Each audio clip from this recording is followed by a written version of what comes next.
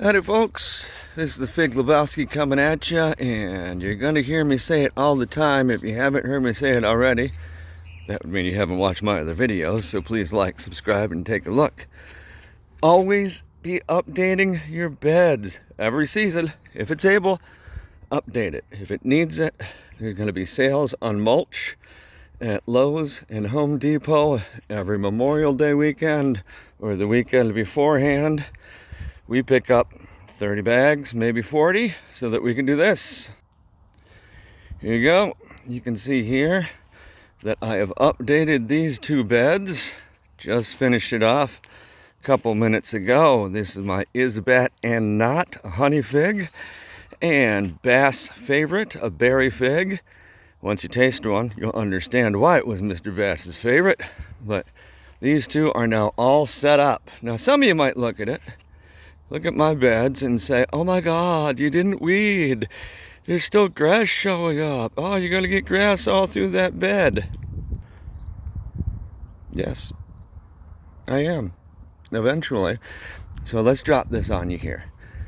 I'm in Arizona. I've got nothing but sand. So when I plant a tree, it has none of the natural undergrowth above it that it would have nestled down into if it was naturally occurring. That's what you're doing with mulch. You're replacing the undergrowth that makes the moisture stay in the soil. The undergrowth is your mulch. Now, knowing that, I plan on having grass eventually, because that's what mulch does. It breaks down. It turns into soil over time. People in Arizona that don't have grass in their yard, but I'll never understand it. They want grass in their yard. They arrange a chip drop. They get a landscaper or the chip drop company to drop off a dump truck full of mulched trees so that they can spread it all the way across their yard. If they can get 2 or 3 of those delivered, then within a few years, if you treat it right, that's all going to break down and start turning into dirt. You might accidentally have a mesquite thorn poke through your foot if you're digging into your irrigation system. This happened to a friend of mine who's using this exact same technique. But you will get a dirt yard eventually. That's not what I want. Nope, that's not what I want. But I would like these trees to be happy. So this is probably going to be the best example of it. My big center garden. I've been mulching this for about 8 years, and I tell you, I'm maybe 2 years away from discontinuing with the mulch because it won't need it anymore. I've had so much added in there that it's breaking down underneath, it's preserving the moisture on top, and I can just replace it when I want it to look a little prettier, or if I've got a spot where an animal dug down or something like that. Mulch is here to give a tree a natural feel in its home. So if you don't want to keep going forever, then don't. Here's another thing that posts have been making people freak out about: volcanoing. Oh, volcano. Don't volcano mulch. Don't volcano mulch. Don't build it up. If you're going to volcano mulch, if you have that compulsion and you can't help it, figs are the tree to volcano mulch with. You can put it right up to the base because it's not going to get unhappy under that mulch line. It's just going to grow feeder roots and more roots to take care of itself.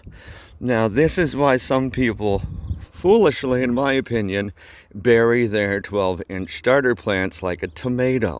They think if they bury the starter plant, say like one like this little guy over here, some people would have said, oh, you should bury it like halfway up there and it's going to grow roots all through there.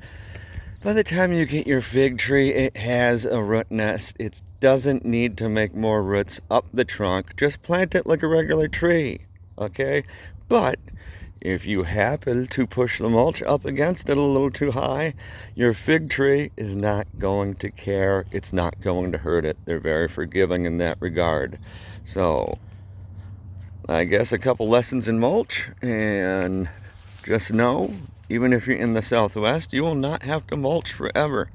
You live in the dry desert, you will not have to mulch forever. Maybe 5 years to 10 years, But by then, as long as you've treated that bed right, you've got a good well around it or a border of pavers like I do, and you're going to have all the biological life you need in that area because you brought it in with your plants. You brought it in with your soil when you plant it in there. It's coming with birds. It's going to be a happy area under that mulch. You won't have to do it forever, but it will pinch you for a little bit. So keep up with it. The more you do it, the more often you do it, the longer you will have to do it in the long run. In the end, I'm tripping over my tongue, but I'm going to post the video anyway. Mulch, mulch, mulch. It's good stuff.